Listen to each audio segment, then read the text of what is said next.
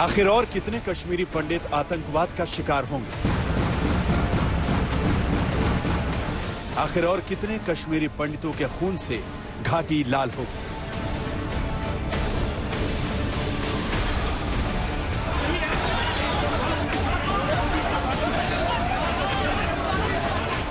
ये गुस्सा है कश्मीरी पंडितों की हत्या को लेकर, जिसका सिलसिला घाटी में थमने का नाम नहीं ले रहा। ये गुस्सा है उस सुरक्षा को लेकर जो सिर्फ सरकार के बयानों में दिखती है। बड़गाम में कश्मीरी पंडित राहुल भट्ट की हत्या से भड़के कश्मीरी पंडितों के गुस्से का उबाल सड़क पर देखने को मिला।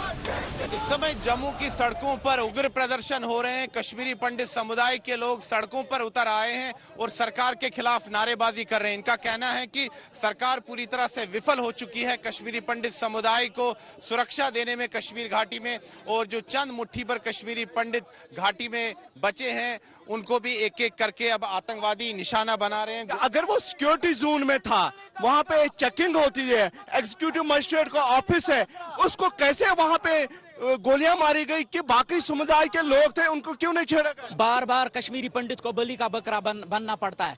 कहाँ है वो इस टाइम जो कंपोज कल्चर, जो खोखले दावे कर रहे हैं, जो वहां पर कहते हैं कि Kashmiri Pandit is incomplete without Kashmiri Pandit, Kashmir incomplete है। कहाँ है वो कहाँ सोए हैं इस टाइम? वो बाहर खुल के क्यों नहीं आते हैं?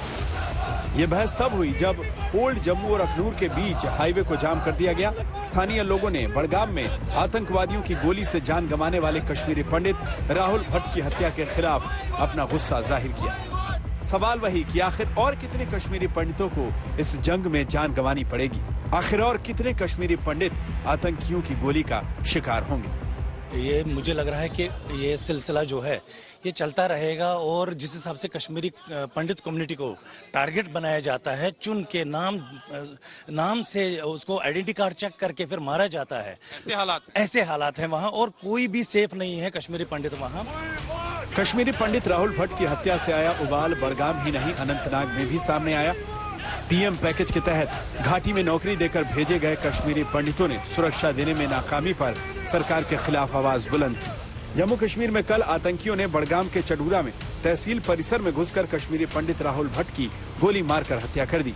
आज कश्मीर में काम करने वाले हर कश्मीरी पंडित अपनी सुरक्षा का सवाल खड़ा कर रहा है।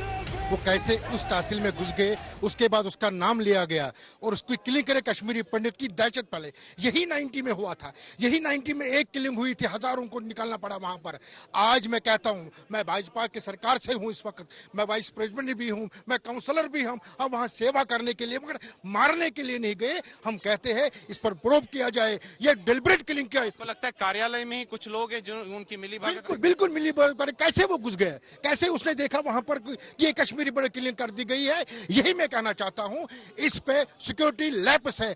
अगर आईजी साहब कहते हैं कि नहीं है, मैं 100% कहता हूं सिक्योरिटी लैप्स है, इसमें कोई दो राय बात नहीं है। इस हत्या के बाद कश्मीरी पंडित सरकारी कर्मचारियों ने जम्मू कश्मीर के एलजी मनोज सिन्हा को सामूहिक इस्तीफा सौंप दिया है। 350 से अधिक कश्मीरी पंडित सरकारी कर्मचारी हैं जिनके दस्तखत इस इस्तीफे पर हैं।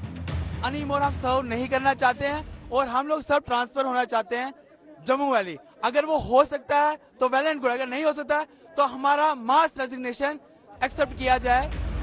लोगों का गुस्सा ऐसा भड़का कि परिवार से मिलने गए बीजेपी नेता रविंद्र रैना को कश्मीरी पंडितों ने घेर लिया और जमकर नारेबाजी शुरू कर दी।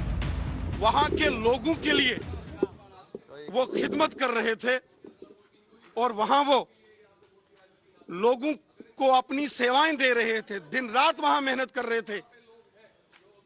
ऐसे निहत्थे कश्मीरी पंडित को निशाना बनाकर कायर पाकिस्तानियों ने बहुत बड़ा जघन्य अपराध किया है और इस जघन्य अपराध की, इस महापाप की भारी कीमत इन कायर पाकिस्तानियों को चुकानी पड़ेगी। उधर हालात को देखते हुए कश्मीर के कई नेताओं को हाउस अरेस्ट कर लिया गया। वहीं घाटी में कश्मीरी पंडितों की मौत के लिए महबूबा मुफ्ती ने सरकार पर सवाल उठाए। हमें चाहिए आज हम अपने माइनॉरिटीज के साथ यहाँ खड़े रहें।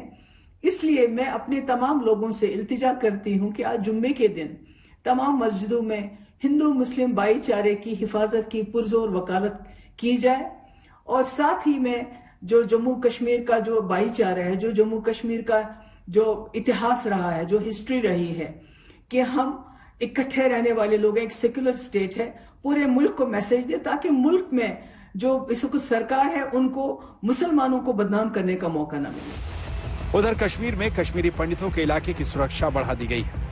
हम इस वक्त शेखपुरा कॉलोनी के बाहर हैं जहां पर कश्मीरी पंडित रहते हैं, खासतौर से वो पंडित जो जम्मू कश्मीर के कर्मचारी हैं अलग अलग विभागों में। सुबह यहां पर जो है झड़पें हुई, प्रदर्शन हुआ और फिर पुलिस को आंसू गैस के गोले जो हैं इन जो प्रोटेस्ट कर रहे हैं उन कर्मचारियों पर लगाने पड़े, दागने पड़े। लेकिन अब इस पूरे इलाके को सील कर दिया गया है, किसी भी आवाजाही को यहाँ से इजाज़त नहीं है। जो वरिष्ठ अधिकारी हैं पुलिस प्रशासन और सुरक्षा बलों के, वो यहाँ पर तैनात हैं। महिला पुलिस दल भी यहाँ पर लाया गया है। अब घाटी में कश्मीरी पंडितों की सुरक्षा एक बड़ा सवाल बन चुकी है, वो भी उस वक्त जब सरकार कश्मीरी पंडितों को घाटी में वापसी का भरोसा दे रही है। लेकिन कश्मीरी पंडितों की हत्या इस बार भरोसे को तोड़ती है, उनकी सुरक्षा पर सवाल खड़े करती है। श्रीनगर से अशरफ वानी के साथ सुनील जी भट्ट, जम्मू आज तक।